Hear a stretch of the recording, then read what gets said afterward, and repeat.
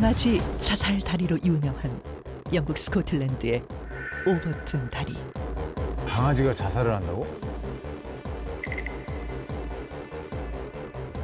다리 위에서 벌어진 충격적인 사건. 수백 마리의 강아지들이 뛰어내렸다. 수백 마리가요? 어머. 어느 날부터인가 강아지들은 오버튼 다리의 3분의 2 지점에서 멈춰 섰고 갑자기 15m나 되는 다리 아래로 뛰어내리기 시작했다. 왜 그래? 이렇게 다리 아래로 몸을 내던진 강아지는 무려 600마리. 뭐? 너무 많은데 숫자도? 일명 강아지 자살다리로 불리는 이곳 오버튼 다리에선 도대체 무슨 일이 일어나고 있는 것일까? 아 불안하다.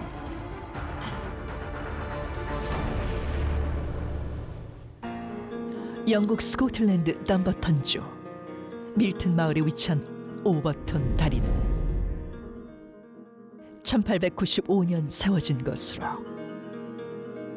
높이 15m, 두께 45cm의 단단한 화강암으로 지어져 있다. 밀튼 마을과 오버튼 하우스를 연결해주는 이 다리는 오랜 세월 이 지역의 명소이자 마을 사람들이 즐겨 다니는 산책 코스였는데 2005년 이 마을에 사는 여성 도나 쿠퍼 역시 자신의 반려견 벤과 함께 오버턴 다리 위로 산책을 나섰다. 그런데 다리의 3분의 2 지점을 건넜을 무렵 갑자기 멈춰선 벤이 화공을 향해 맹렬히 짖기 시작했다. 귀신 보면 짖는다고 하잖아. 맞아요.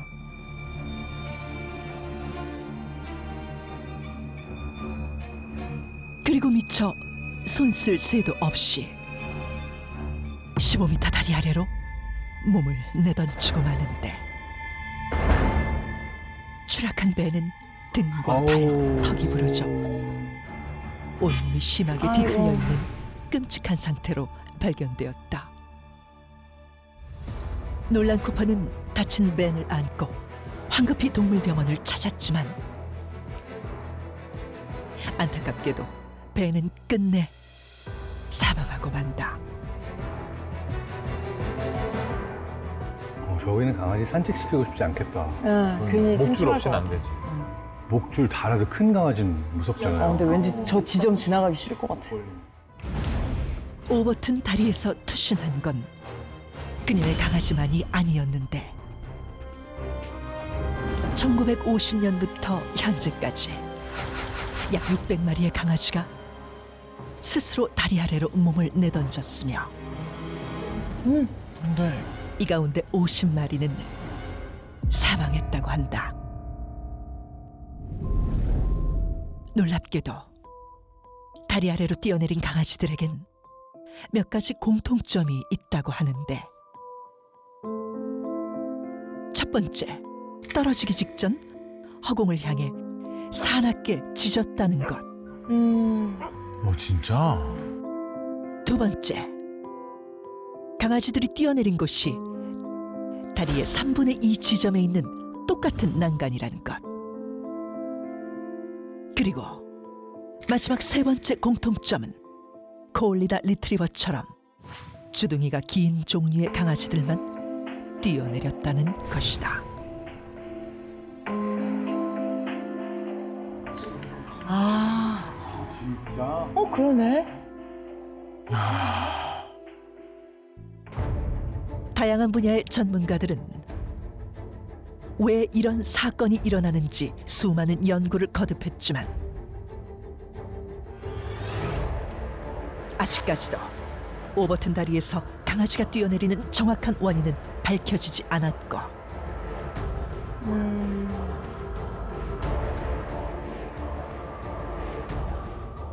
결국 오버튼 다리 입구에는 개가 뛰어내리는 것을 방지하기 위한 한 장의 경고문만이 붙어 있다고 한다.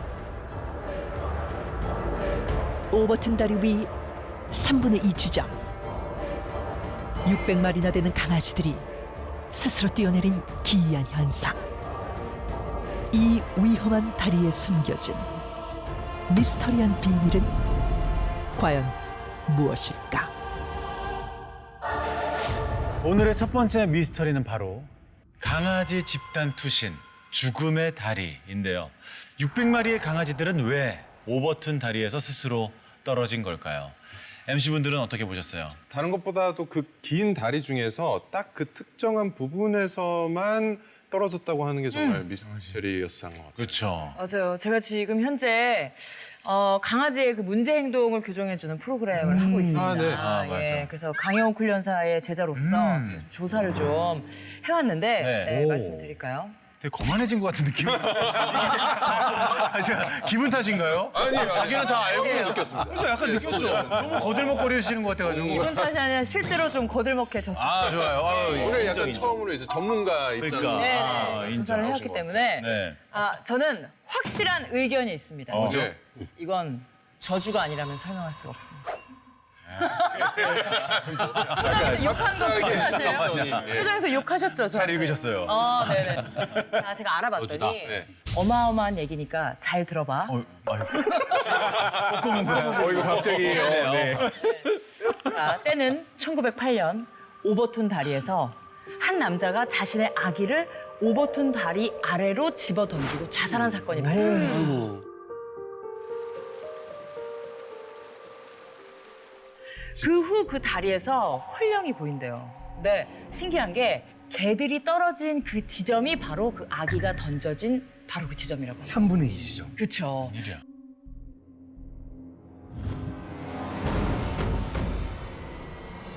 귀신이 개들을 떨어지게 만든 게 아닐까 의심을 하게 되는데 왜 개들이 허공을 보고 짖으면 귀신을 본다라는 얘기가 있잖아요. 맞아요. 근데 소름 돋게도 이 오버툰 다리의 강아지들도 허공을 보고 짖다가 떨어졌다고 하니까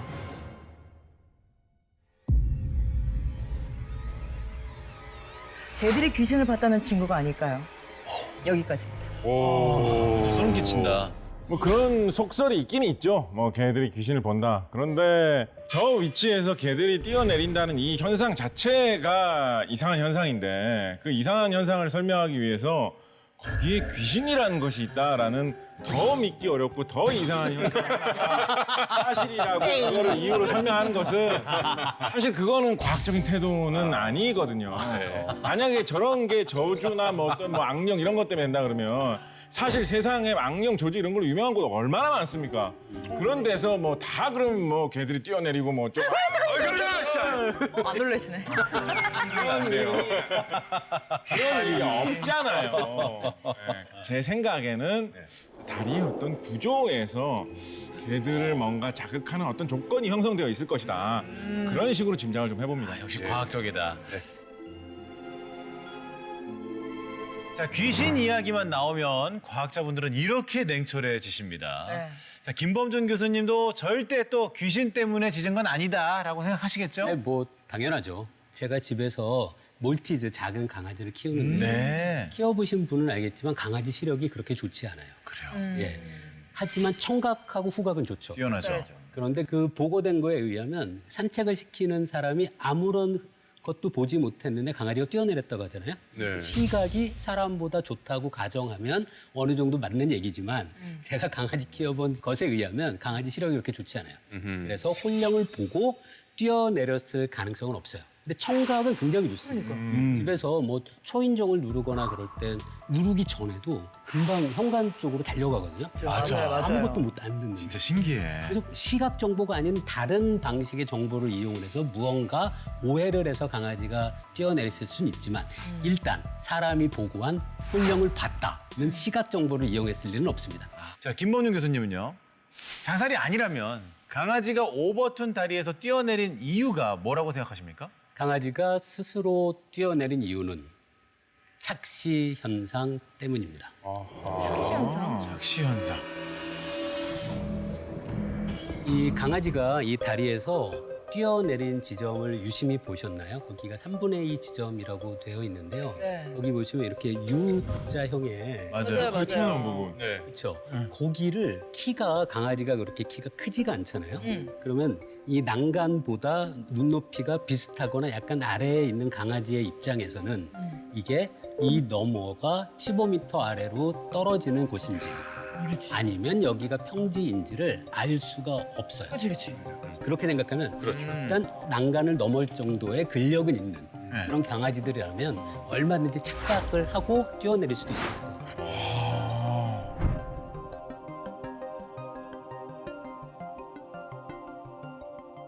제 생각에는 바로 다름 아닌 소리와 저도 연관을 짓고 있는데요. 아, 그래요? 일단 저는 우리가 일반적으로 알잖아요. 강아지가 갑자기 짖다가 뛰어내렸다고 얘기를 했어요. 그러니까 예를 들어서 우리가 뭐 외할머니 집이나 아니면 친척 집에 갔을 때 개 키우는 집이에요.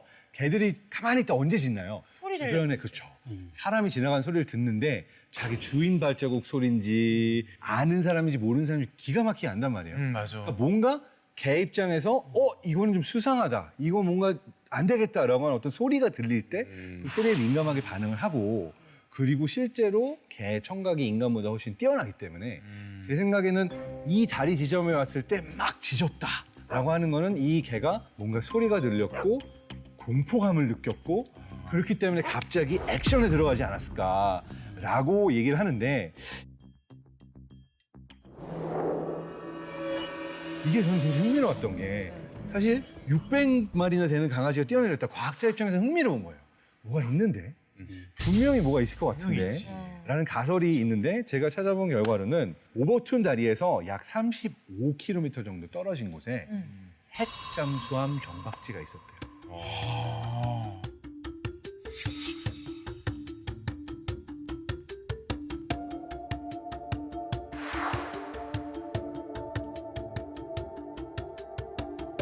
그리고 그곳에서는 50에서 120데시벨 정도 되는 소음이 발생하는데 소리의 근원지 바로 옆에서 그런 소음이 발생한다면 굉장히 높은 소음이거든요. 근데 이제 이 핵잠수함 소리가 근처에는 사람한테 안 들릴지 몰라도 청각이 발달한 개의 특성상 뭔가 어떤 소리로 인해서 공포를 느꼈을 것 같다라고 할 수 있고 뭐 우리가 경험을 알듯이 개들이 소리에 또 굉장히 민감해요. 민감하죠. 천둥 소리 들려도 반응하기도 하고 비행기 소리가 굉장히 막 강하게 지나가도 그런 소음에 반응하고 뭐 그런 걸 생각해 보면 청각과 공포심 이렇게 생각을 해봅니다. 소리를 듣고 짖는 것까지는 이제 이해가 되는데 근데 왜 뛰어내리기까지 했을까요? 그러게. 주인이 부르는 소리로 들었나? 제가 이야기한 시각적 착시와 함께 얘기했습니다. 콜라보가 뭔가 위험 부위를 느껴서 공격하고 싶어 하는데 뭔지 위험한 상황을 몰랐다. 그러니까 그냥 이렇게 뛰어내렸다. 그러니까 이제 우리 사람의 경우에도 뭔가 공포가 오면 사람마다 반응이 다른데 강아지 종의 경우에도 내가 이때 공포를 느끼는 어떤 소리가 왔을 때 액션을 취하면서 당장 그곳을 향해서 뛰어가거나 행동을 취했을 수 있다. 근데 기본적으로는 이 공포감 같은 걸 자극하는 소리이지 않았을까라는 생각을 해봅니다. 자, 김범종 교수님은 시각적인 착시를 원인으로 지목하셨고 장동선 박사님은 소음으로 인한 공포를 말씀해 주셨는데요. 자, 그래서 저희 다빈치 노트에서 오버툰 다리 실험을 준비했습니다. 네, 직접 재현을 했어요. 함께 보시죠. 오버툰 다리 위 강아지들의 이유 없는 투신. 우리는 수백 마리의 강아지가 뛰어내린 이유를 알아보기 위해 실험을 해보기로 했다. 와. 야, 이건 또 어떻게 재현했을까? 먼저 현장과 비슷한 환경을 만들기 위해 오버툰 다리의 높이, 너비, U자 모양의 굴곡까지 정확히 분석해 실제 미스터리가 일어난 장소와 유사하게 제작했다.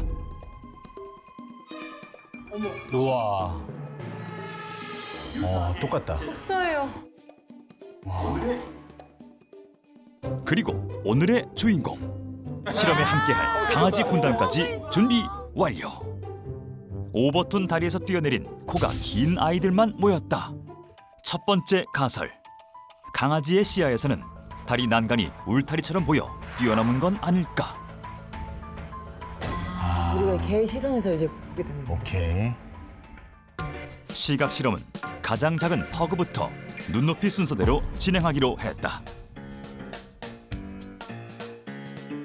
사람의 시야인 180도보다 더 넓은 270도까지 보는 강아지.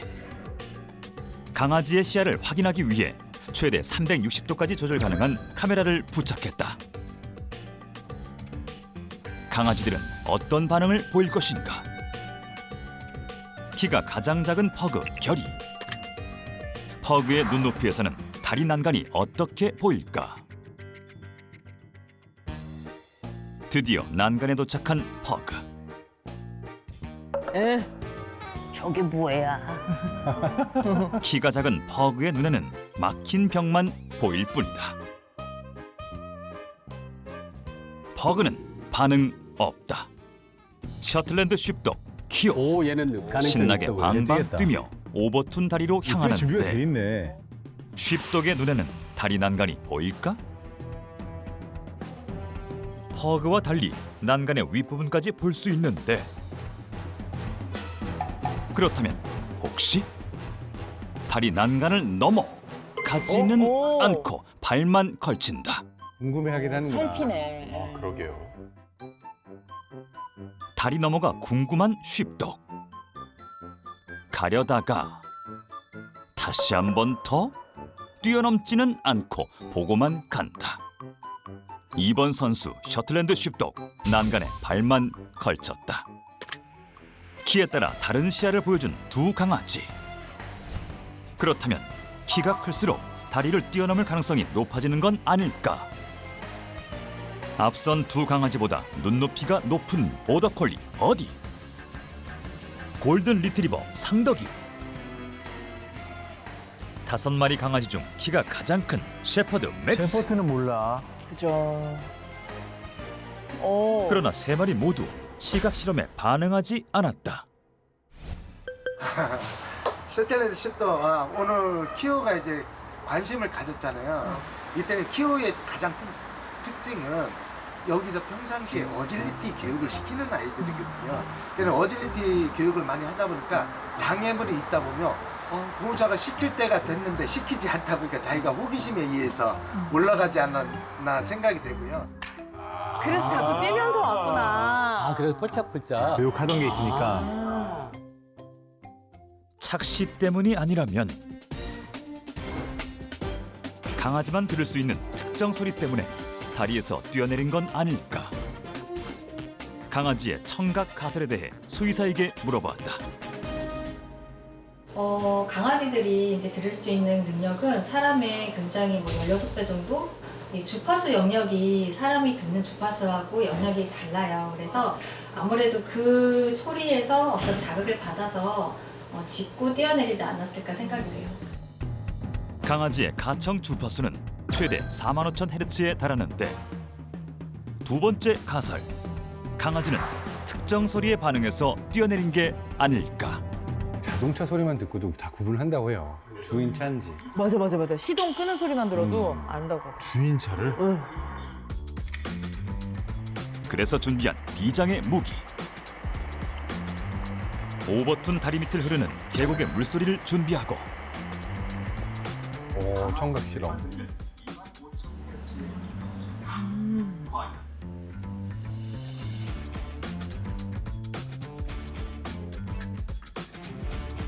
강아지 귀에만 들리는 25,000Hz의 주파수.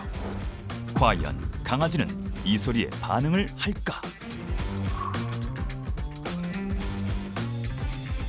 먼저 느긋한 성격 탓에 평소 외부 소리에 크게 반응을 하지 않는 퍼그. 잘 안 들릴 것 같은데. 어떡해.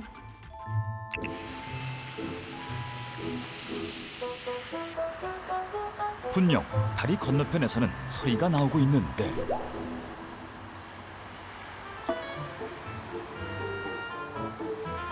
첫 번째 선수 버그 반응 없다. 쉽도 리트리버 콜리 역시 아무런 반응도 보이지 않는다. 마지막 선수 셰퍼드 맥스. 5마리의 강아지 중 청각이 가장 예민한 것으로 알려졌는데 셰퍼드라면 소리에 반응하지 않을까?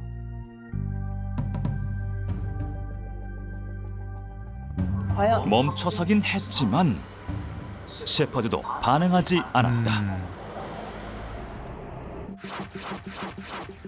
소리에 반응한 강아지는 없었다.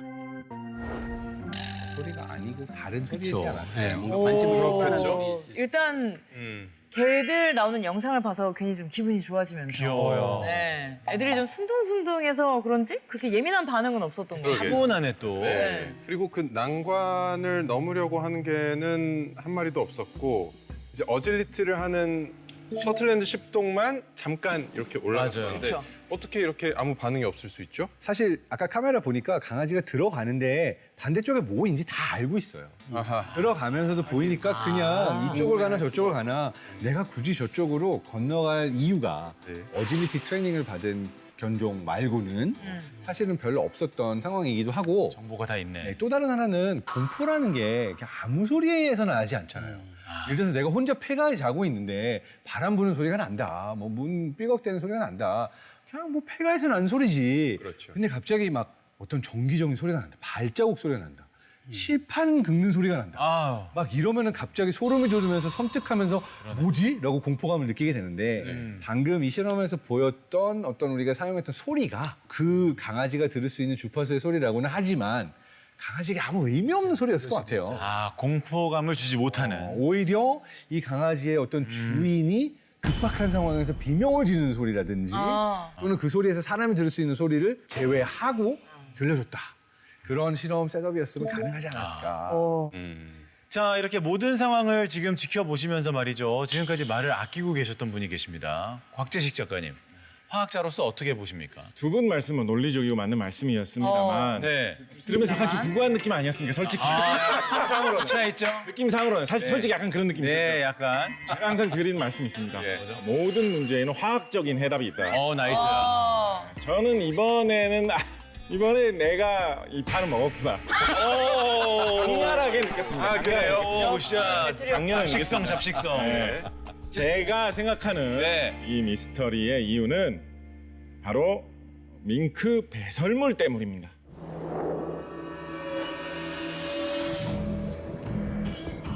그 배설. 갑자기요? 밍크가 어디서 나왔죠? 시각했고 청각했죠. 하나 남았습니다. 후가 하나 남았습니다. 화학이지. 자, 들어보세요. 화학이지. 후가. 예. 코에 어떤 화학물질이 들어와서 코 안에서 화학 반응을 일으키느냐. 그게 화학적 자극이거든요. 네. 여러분, 개 물론 귀 좋죠, 그죠? 네. 그렇지만 소리 잘 듣는 사람들 보고 너 개귀네 이런 말 합니까?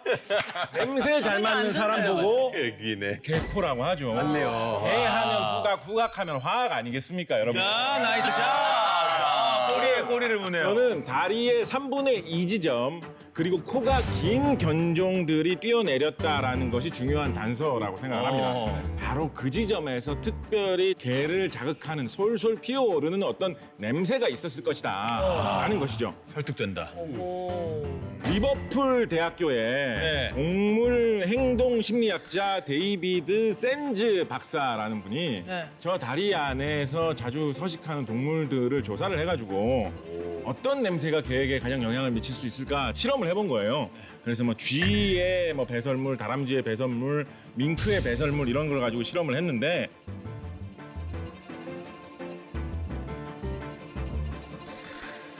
밍크 배설물에 가장 강하게 반응을 했다라고 합니다. 저 처음에 이거 듣자마자 그 생각했어요. 여기에 뭔가 냄새가 있을 것이다. 네. 냄새가 나는 느낌이다. 냄새가 난다. 냄새가 난다. 그래서 뭐가 됐든지 간에 동물이건 식물이건 분명히 개를 자극하는 어떤 냄새가 있을 거라고 생각을 했어요. 그리고 이 지금 딴 학자분께서 연구하신 걸 보면 그 지역에 사는 동물 중에서는 밍크가 답인 것 같다라는 쪽으로 생각한다는 것에 저는 강하게 이끌리고 있습니다. 근데 밍크 배설물이 어떤 성분이 있길래 그렇게 다들 강아지들이 냄새를 맡고 뛰어내린 걸까요? 밍크 같은 경우에는 영역 표시를 위해서 배변을 하는 그런 습성이 있다라고 해요. 뭐 그런 동물들 많이 있지 않습니까? 근데 특히 밍크는 악취가 나는 액체를 내뿜는데 그 냄새가 뭐 독한 것들은 뭐 스컹크보다도 더 독하다 뭐 이런 얘기가 있더라고요. 그래서 아마도 그 밍크의 독특한 그 채취 항문샘에서 나오는 그 분비물 그것이 바로 그 다리의 그쪽 지역에 어떻게든지 많이 묻어 있는 상황. 밍크들이 유독 영역 다툼을 많이 하는 지역. 그쪽에 걸쳐 있어서 그 냄새가 피어오르기 때문에 개들이 반응하는 것은 아닐까 생각합니다. 밍크 배설물이 그 정도 심한 악취가 나면 뭐 사람이나 다른 동물도 그걸 맡을 수 있어. 그러니까요. 진짜 개코 같은 사람들 있잖아요. 후각이 굉장히 예민하시고. 네. 동물에 따라서 특별히 그 동물에만 강하게 영향을 미치는 그런 냄새가 따로 있었을 것 같아요. 그러니까 말하자면 우리 그런 거 좀 잘 알려줬죠. 뭐 개다래 나무나 개박하 이런 거는 고양이들이 되게 좋아한다. 뭐 고양이들이 그 냄새 맡으면 이상해진다. 막 이런 거 좀 알려져 있잖아요. 사람한테는 뭐 그게 그런 냄새인가 싶은데 그런 식으로 어떤 특별히 특정 품종의 개를 자극하는 냄새가 있을 수 있지 않을까라는 거죠.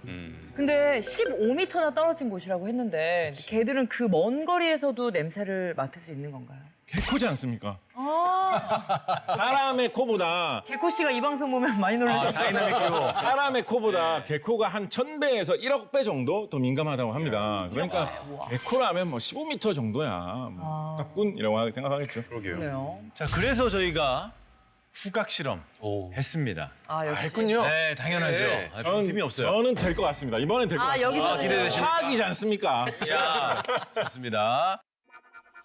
강아지들은 정말 밍크 배설물 냄새를 맡고 뛰어내린 것일까?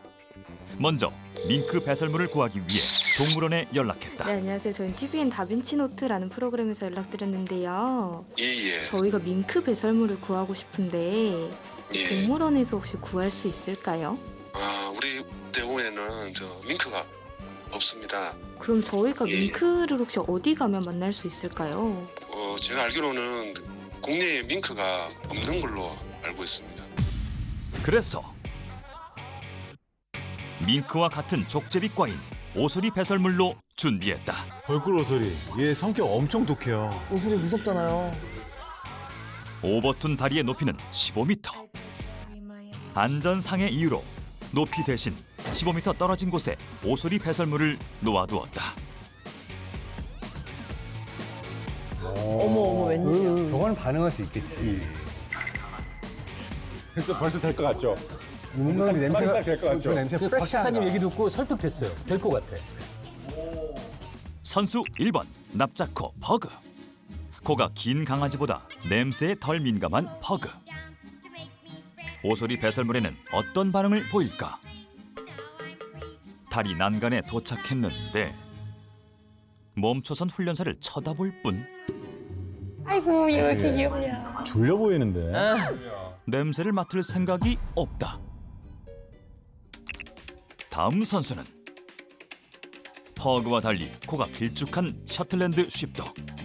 냄새를 찾는 듯한데 아니다. 화장실이 급했나 보다. 다음 선수는 보더콜리와 사냥개 셰퍼드. 냄새에는 반응이 없어서 실험 종료. 밝은 표정으로 등장하는 마지막 선수 골든 리트리버. 난간으로 바로 직진한다. 처음으로 반응을 보이네. 냄새를 찾는 듯 뭔가 두리번거린다. 났어? 뭔가 그래도 이상한 걸 느끼긴 하는 것 같아요. 하지만 난간을 뛰어넘지는 않았다. 그래서 냄새가 더 잘 날 수 있도록 배설물 위치를 가까이 옮겨보았다. 출발부터 격한 반응을 보이는 리트리버. 냄새에 흥분한 듯 난간 너머를 여기저기 확인하더니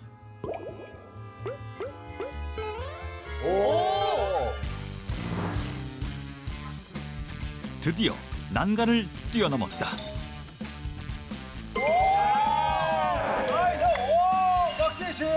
갔어.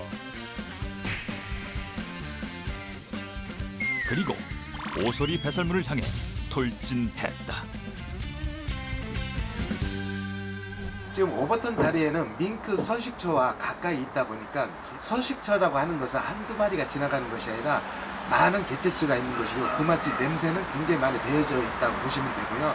또 사냥습성이 강한 개일수록 그런 반응 속도는 더 빠르게 나타난다고 보시면 됩니다. 세파트 모든 세파트가 다 똑같지는 않겠지만 오늘 맥스는 그 변에 대한 냄새에 대한 호감도는 떨어졌기 때문에 보통 견종마다 지니고 있는 습성들은 거의 비슷하지만 이런 행동 성향에 있어서는 개개인의 성향이 더 강하다고 보시면 되거든요.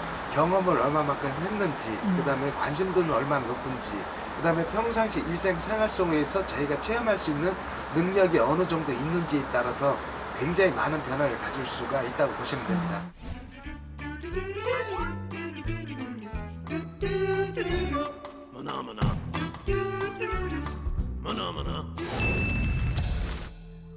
오늘 주제가 바로 인형에 관련된 거라고 들었거든요.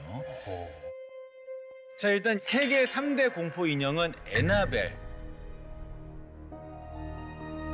맨디, 로버트라고 하는데요. 근데 맨디는 약간 각에 따라서 좀 약간 눈 마주칠 것 같은 각도 아니에요? 왜 만드는 거예요? 그러니까 무슨 심리지? 약간 그런 거 있잖아요. 느낌이 쎄하다고 하잖아요. 그러네. 그런데 말이죠. 여기서 끝이 아니라면 믿으시겠습니까? 세계 3대 공포 인형을 뒤이을 살아 움직이는 인형이 목격됐다고 하는데요. 미국의 한 경매 사이트에서 살아 움직이는 인형이 판매되고 있다. 혼자서 움직이고 사람을 위협하고 말까지 걸어온다는 저주받은 인형들. 뭐야? 인형들은 그 주인들이 겪은 섬뜩한 경험담과 함께 판매되고 있었는데, 그 중에서도 눈에 띄는 한 인형. 아이가 인형이 혼자 움직이는 것을 보았다며 자기 방에 두길 거부했다. 아이에게 줄 계획이라면 절대로 사지 말 것. 절대로 아이 곁에 두지 마라. 그 이야기에 이끌려 직접 구매해본 제작진. 아니 진짜 왜 사요 저걸? 왜 사요 저런 걸? 마침 세일하고 있더라고요. 지금 여기 있는 거 아니죠? 여기 있다. 저기. 어디? 여기 있다. 저기. 어디? 아 깜짝아. 아 놀래라.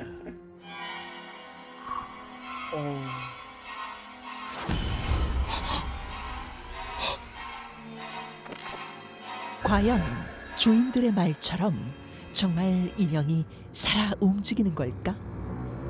난 인형이 무서워. 진짜 싫어요 저런 인형. 2015년 한 영상이 인터넷을 떠들썩하게 만들었다. 인형이 자신이 안고 있던 십자가를 스스로 움직였다는 것인데, 뭐야, 움직였어. 대낮에는 이런 일이 안 일어나. 그렇죠. 어두울 때. 이 영상을 찍은 사람은 영국의 심령 연구가 제인 해리스. 1960년대 만들어진 이 인형은 한 남자로부터 가져온 것으로, 인형의 전 주인은 자신의 이름을 존이라고 밝히며 본인의 신분 노출을 극도로 꺼렸다고 한다. 그의 말에 따르면 아버지로부터 물려받은 낡은 꼭두각시 인형을 자신의 방에 둔 뒤로 꼭두각시라고? 뭔데? 심한 두통과 현기증을 느끼기 시작했으며 매일 밤 끔찍한 악몽에 시달렸다고 하는데, 뿐만 아니라 존은 인형이 자신을 죽이려 했다고 말했다. 깊이 잠든 어느 날 밤, 목을 조여오는 답답함에 눈을 뜬 존은 안 돼. 인형이 스스로 움직이며 자신의 목을 조르고 있었다는 것.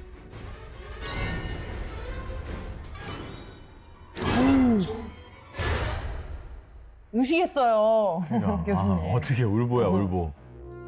제인은 존의 꼭두각시 인형을 가져와 유리 상자에 가둔 채 어떤 물리적 영향도 받을 수 없는 상태에서 인형을 관찰하기 시작했고, 유리상자. 근데 움직이는 거야? 3개월이 되던 어느 날 정말로 인형의 움직임이 포착되었다. 제인은 17년 동안 심령 현상을 연구해왔지만 이렇게 정확한 물리적 움직임을 관찰한 것은 처음이라며 놀라움을 금치 못했다. 그리고 또 한 번 인터넷을 술렁이게 한 사건이 있었으니 인형이 자유자재로 표정을 바꾸는 충격적인 영상. 눈이 움직여. 설마. 영상 속의 인형은 1972년 멕시코의 M사에서 만든 소시라는 인형으로 팔을 돌리면 표정이 바뀌는 구조로 인기를 끌었는데 브라이언은 본인의 소시 인형에 악령이 쓰인 것 같다고 주장했다. 뭐야, 표정이 바뀌어. 진짜로? 악령이 깃든 인형으로 유명한 에나벨 인형 옆에 소시를 놓은 후 이런 기이한 현상이 일어나기 시작했다는 것. 뭐지? 인형들이 놓여있던 장식장의 문이 저절로 열리고 에나벨 인형이 혼자 떨어지는 기이한 현상까지 포착되어 사람들을 더욱 공포로 몰아넣었는데 세계 곳곳에서 발견되는 살아 움직이는 인형들. 정말 인형에 악령이 깃들기라도 한 것일까? 아니면 우연히 만들어낸 찰나의 순간이었을까? 두 번째 미스터리 영상은 인형이 살아있다입니다. 어떻게 보셨어요? 예. 준복 씨도 이제 비아냥 그러실 건가요? 아니요. 이제는 무슨 말을 하실지 알 것 같아요. 아니요. 중간에도 아니, 우리가 폴터가이스트 편도 그렇고 약간 비슷한 주제를 다뤘었잖아요. 맞아요. 그래서 정말 인형들 안에 혼이 들어가서 악령이 들어가서 움직이는 걸까? 일단은 좀 의심부터 해봐야겠죠. 역시 존 박사. 중간에 그 영상을 찍으시는 분도 막 서랍에서 에나벨이 떨어지고 하는데 창문에 바람이 불더라고요. 커튼이 움직였어요. 그것도 봤었고. 예리하다. Didn't think that she's plastic or rubber or whatever the fuck you all say.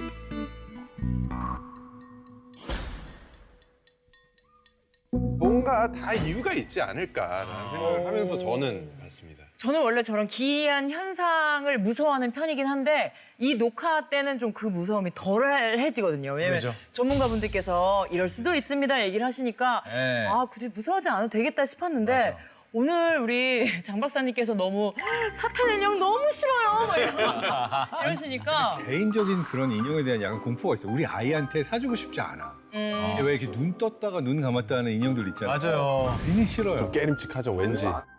일단 저는 쭉 보면서 단서들을 찾았어요. 그러니까 영상들을 보면서 일단 언제 인형이 움직이는 것처럼 보이는가 혹시 눈에 띄시는 게 있나요? 일반적으로 우리가 뭔가 인형이 움직인 것 같아. 낮인가요, 밤인가요? 밤이었어요. 주로 밤이죠. 그다음에 저 화면 찍힌 것도 막 쨍쨍한 바깥에 햇볕에서 찍은 영상이 있나요?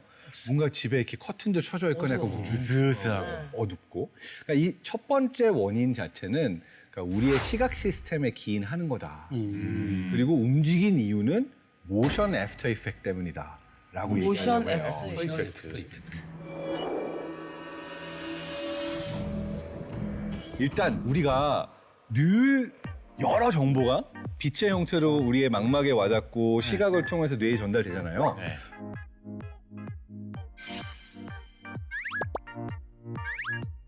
그럼 낮에 그 정보가 더 많을까요? 밤에 더 많을까요? 낮에 훨씬 빛이 많이 오죠. 밤에는 빛이 별로 없잖아요. 그렇죠. 자, 그러면은 내가 만약 이제 센서라고 생각할 때 신호가 얕을 때 조그만 신호에도 반응을 많이 할까요? 아니면 신호가 많을 때 반응을 할까요? 별로 없을 때지. 민감하게. 그러니까 밤에는 기본적으로 우리 시각 시스템이 뭐가 한번 좀만 있어도 움직이는 것 같이 느껴지는 이유가 깜짝 놀랐어요. 신호가 별로 없기 때문에 역치가 내려가 있어요. 도서관에서 조용할 때 조금만 바스락거려도 되게 시끄럽게 맞아요. 들리는 것처럼. 맞아. 그래서 기본적으로 우리가 일단 민감해져 있다. 그래서 작은 움직임까지도 뭔가 안 움직였어도 움직인 것처럼 느껴질 정도로 예민해져 있다라고 볼 수 있는 게 첫 번째입니다. 그리고 또 하나는 우리가 이제 움직인다라는 걸 뇌가 인지하는 것도 조금 특별함이 거기에 있어요. 어떻게 해요? 자, 저 보라색 점은 30초 동안 보셔야 되고 시청자 여러분께서도 눈을 막 움직이거나 딴 데를 보거나 하지 말고 딱 30초 정도만 저 점을 계속 바라봐 주세요. 아, 보라색 점. 네.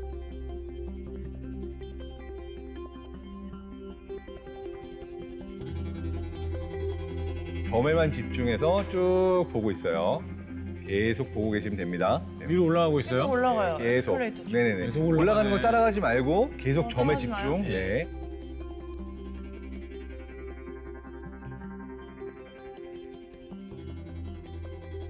자, 이제 물이 흘러. 내려온다. 물 흘러요. 처음에 봤을 왼쪽이 때. 흘러, 왼쪽이 흘러. 물이 흘러. 내려온다. 물 흘러요. 처음에 봤을 때. 왼쪽이 흘러, 왼쪽이 흘러. 자, 아까 그 무늬를 계속 보고 있다가 지금 저 사진은 하나도 움직이지 않거든요. 아, 저 동영상이 아닌 거죠. 동영상이 동영상 아니에요? 와. 동영상이 아니고 그냥 사진이에요. 움직이는 것처럼 보이나요? 아닌가요? 움직이는 것처럼 보였어요. 약간 천천히 그죠?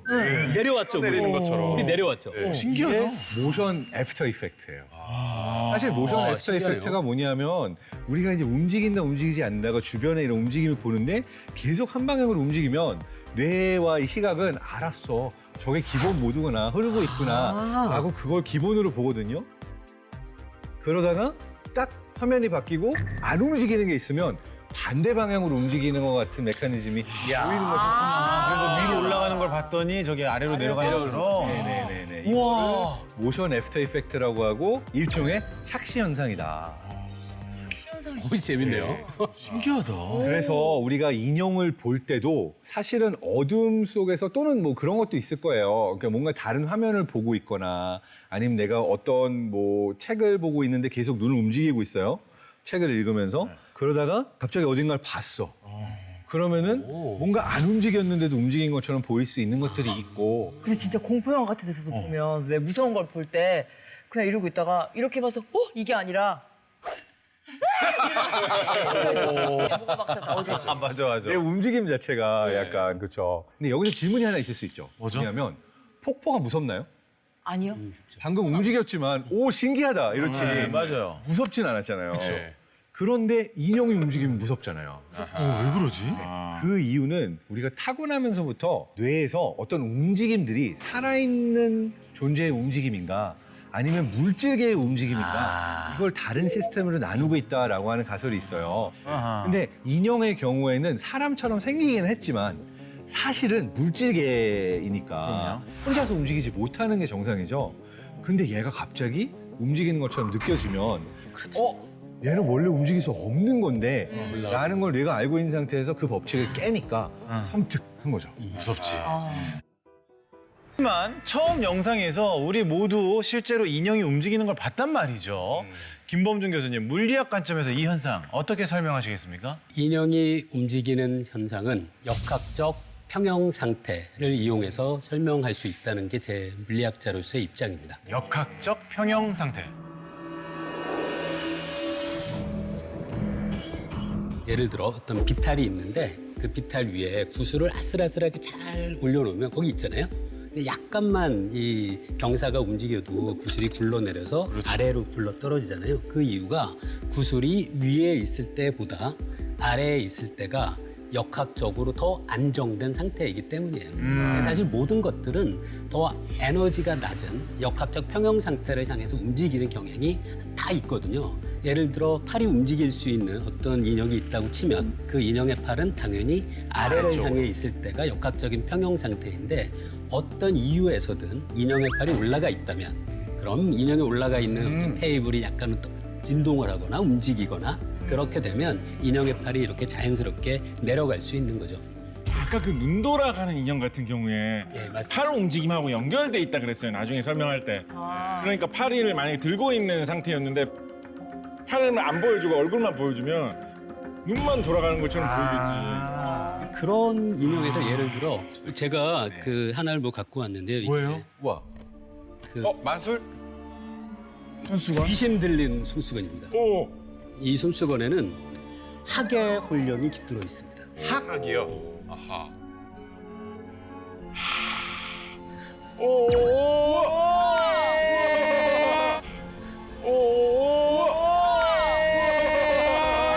재밌다. 우리 우리 코딱지들이에요. 아 저거 살래요. 하긴 너무 귀여워. 이 상태의 모습일 때가 지금 이게 더 역학적으로 에너지가 낮은 상태라서 이렇게 펼쳐져 있던 이 상태보다 신기하다. 나중에 하계 모습일 때가 에너지가 더 낮은 거죠. 근데 가만히는 안 되잖아요. 네. 그래서 제가 이렇게 손으로 이렇게 몇 번만 하면 와. 이렇게 돼? 네, 처음 봤어요. 자, 그렇게 생각하면 인형이 움직이는 게 크게 무서운 일은 아닌 것 같은데. 그러니까요. 곽재식 작가님, 화학적으로는 또 어떻게 이 인형의 움직임을 설명하시겠습니까? 저는 이 인형의 움직임 네. 열팽창으로 설명할 수 있다라고 열팽창. 생각합니다. 모든 물체는 열을 받으면 온도가 올라가면서 부피가 어느 정도 늘어나게 되어 있습니다. 흔히 열차의 선로를 연결해 놓을 때 따닥따닥 붙여놓지 않고 사이에 약간씩 틈을 주면서 선로철을 배치를 해놓는데 그 이유가 여름철에 열을 많이 받았을 때 너무 늘어나가지고 서로 비틀리지 말라고 어느 정도 공간을 주는 거죠.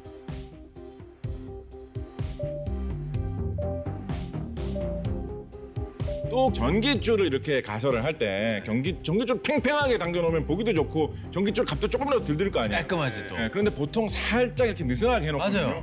그 이유는 겨울철에 오그라들었을 때 너무 팽팽하게 해놓으면 끊어져 버릴 수 있으니까 약간 느슨하게 해놓는다. 이런 거 교과서적인 예시예요. 열팽창 굉장히 흔히 일어나는 그런 현상입니다. 그것 때문에 모양이 변형되고 걸림쇠가 있는 부분, 관절이 있는 부분이 모양이 변형되면서 움직임이 달라진다. 이런 거 생각해 볼 수가 있겠죠. 네. 그리고 또 다른 정말 강력한 가설. 이거면 완벽하게 다 설명할 수 있다. 무적의 가설 하나 준비해 놓았습니다. 아니, 대단합니다. 무적의 가설. 자, 어떤 가설입니까? 우리가 과거에는 무슨 신비로운 현상이 있을 때 어떤 귀신이나 마귀, 악령 이런 것에 대해서 많이 생각을 했었는데 요즘 인터넷 시대에 신비로운 것, 알 수 없는 것을 보았을 때 우리가 항상 떠올릴 수 있는 마법의 두 글자, 모든 것을 설명할 수 있는 혹시 조작입니다. 그렇습니다. 주작.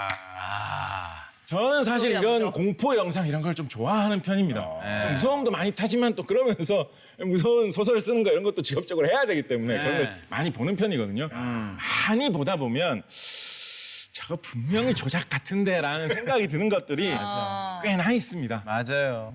자, 일단 영상을 편집했다, 조작했다, 의심을 안 해볼 수가 없는 것 같습니다. 그래서 영상 전문가에게 정밀 분석을 맡겨봤습니다.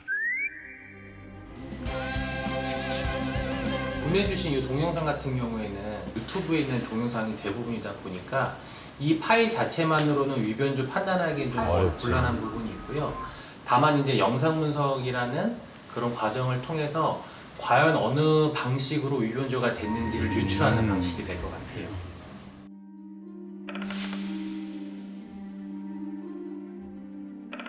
이거 만들 수 있어. 아 이거는 정말 조작 같은데. 첫 번째 동영상은 적외선 카메라로 찍힌 이제 인형의 얼굴 모습이 되겠는데요.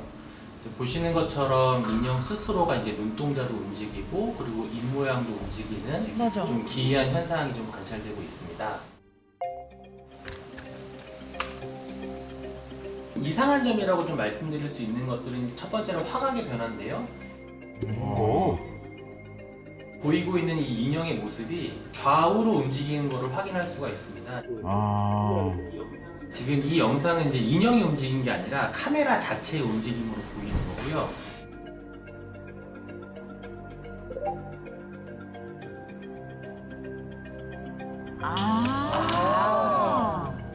우와, 저분 대단하시다.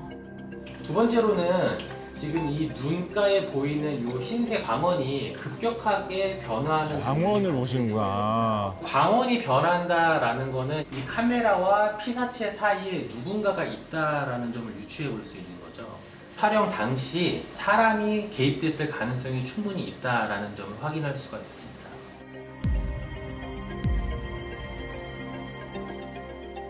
와. 야, 전문가는 전문가시네요, 진짜. 이건 뭐야? 이 동영상을 이제 분석하기 이제 어려운 점 중에 하나가 이 동영상 자체가 굉장히 좀 흔들림이 있습니다. 영상 처리 기법 중에서 안정화 기법이라는 그 알고리즘을 통해서 이 영상의 흔들림을 최소화해 보았습니다. 지금 이 보고 계신 장면이 그 흔들림을 최소화한 장면이 되겠는데요.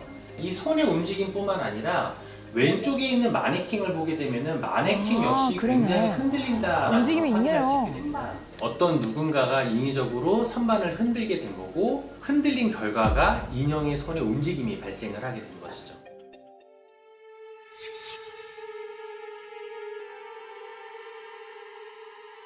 낮 시간에 이제 촬영된 영상을 보게 되면은 인형의 오른편에 십자가 나무가 돼 있는 것을 확인할 수가 있게 됩니다. 이 십자가가 움직이는 과정 중에서 제가 지금 화살표로 가리키고 있는 이 부분에서 밝게 빛나는 광원을 확인할 수가 있게 됩니다. 우와. 근데 이 광원이 사실은 저 나무 십자가에서 관찰이 될 수 없는 속성의 물체라고 생각을 하는 거거든요. 보내주신 동영상 자체가 좀 몇 가지 공통점들이 있습니다. 첫 번째로는 원본 동영상이 존재하지 않는다라는 점입니다. 그쵸. 재가공된 동영상으로서 프레임에 대한 편집이 이루어질 수 있을 가능성이 매우 높습니다. 두 번째로는 인형의 일부분을 촬영하고 있거나 혹은 인형 주변의 대부분들이 가려져 있는 공통적인 특징들이 있습니다.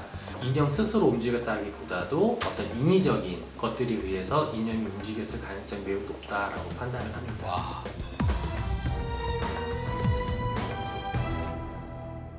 시원하다. 속 시원하네. 시원하다. 사이다네요, 사이다. 역시 전문가. 멋있다. 역시 전문가시다. 자, 이렇게 전문가분이 꼭꼭 짚어주는 얘기를 듣고 보니까 조작일 수도 있겠다라는 생각이 맞아요. 드네요. 더 파고 들어가 볼 수도 있어요. 네. 이게 다가 아니에요. 화학적으로. 네. 움직이는 인형들 모양들 중에 이렇게 뭐 고개 돌아가고 갑자기 뭐 일어나고 이런 것들 잠깐 보셨던 것 같죠? 그래, 그거 좀 무서워요. 그거 한번 다시 한번 자세히 볼까요? 스스로 일어나는 인형. 이거 어떻게 된 거야? 고개를 움직이는 인형. 고개 드는 것처럼.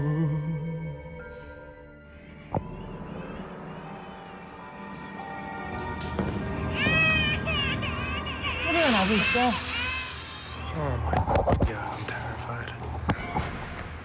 건전지 없이 우는 아기 인형까지.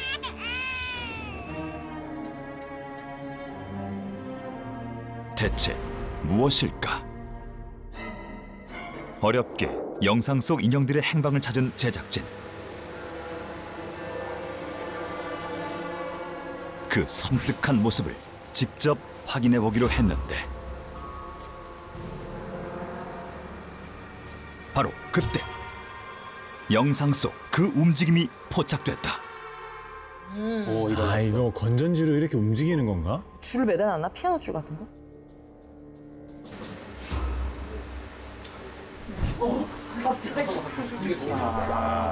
세상에. 인형 앞에 서 있는 정체불명의 이 남자.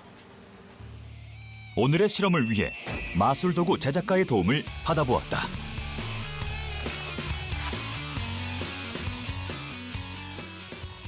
방금 영상 우리가 다 찍은 거예요?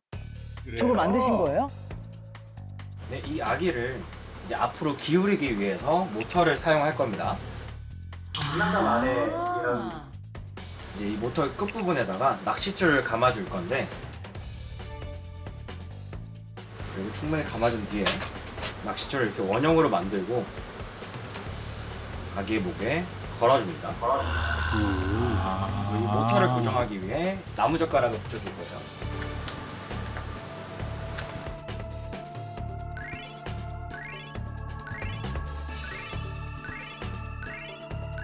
모터에 전원을 넣어주면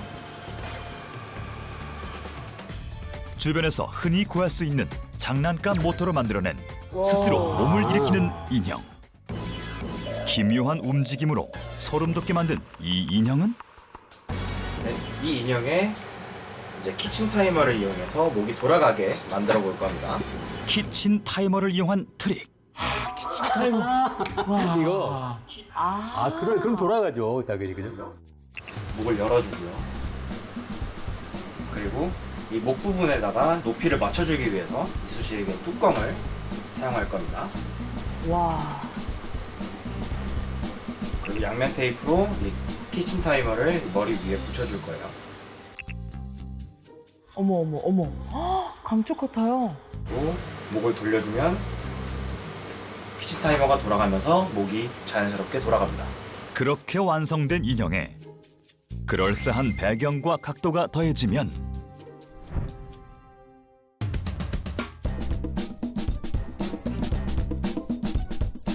감쪽같이 탄생한 스스로 고개를 돌리는 인형. 와, 야. 야. 영상 편집 없이도 저게 가능하네요. 그러네요. 네, 영상 편집인 줄 알았는데. 건전지 없이도 우렁찬 울음소리를 내며 모두를 놀라게 한 이 인형의 정체는 이거 참 잘 찍은 것 같아, 그죠? 그러니까. 진짜 같이 찍었어. 눌러보면 이렇게 소리가 납니다. 뒤에 있는 모드를 빼서 여기에다가 이제 작업을 해줄 거예요. 뒷면에 이제 건전지가 들어가 있고 여기에 전선이 플러스와 마이너스 두 개의 전선이 납땜이 되어 있습니다. 이거를 제거를 해주고 다른 곳에서 전원으로 입력을 해줄 거예요.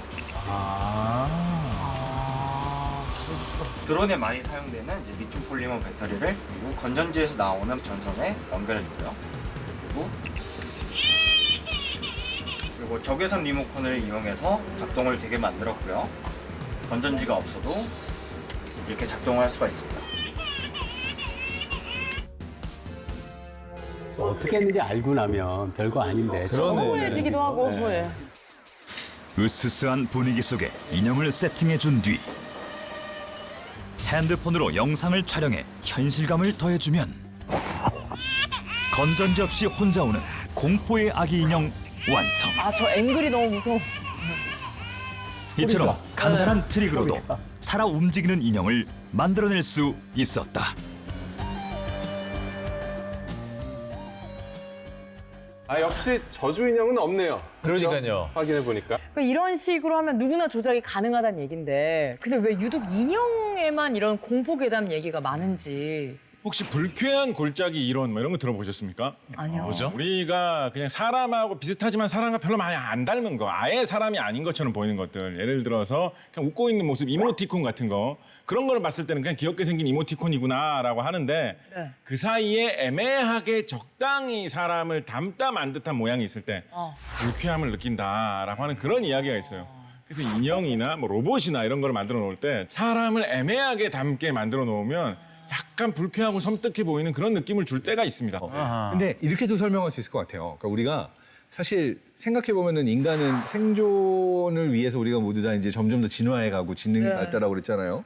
근데 우리에게 제일 위험한 존재가 누굽니까? 사람이에요. 뭔가 우리가 불쾌함을 느끼는 이유는 우리의 약간 생존 본능하고도 비슷할 수 있을 것 같아요. 어떻게요? 그러니까 확실하게 무생물이면 안 움직이거나 내가 예측이 돼요. 확실하게 사람이면 내가 조심해야 된다는 걸 또 알아요. 그렇지. 사람도 아니고, 이거는 근데 무생물도 아니고 이러면은 되게 의심도 가고 뭔가 믿음이 가지 않고 되게 실은 내가 예측 불가능하기 때문에 거기에다가 뭔가 그 인간을 애매하게 흉내냈을 때 우리는 가장 불쾌감을 느낄 수 있다.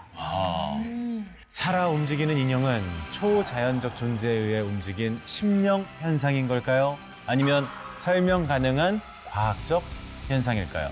그것도 아니라면 인류의 기술이 만들어낸 조작인 걸까요?